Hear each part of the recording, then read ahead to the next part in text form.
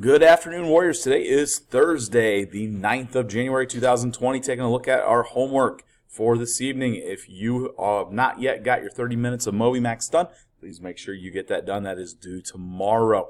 In science, you need to finish your selfie. You're either drawing the plant cell or the animal cell. It's a handout that we had in class. Make sure you're drawing it and labeling it on the back of the paper. Also, in honors science, our data analysis is due at the end of class tomorrow.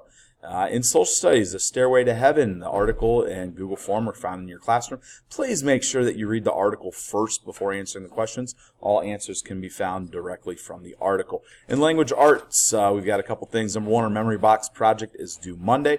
Remember, if you bring it in tomorrow, you can receive up to 2 extra credit points.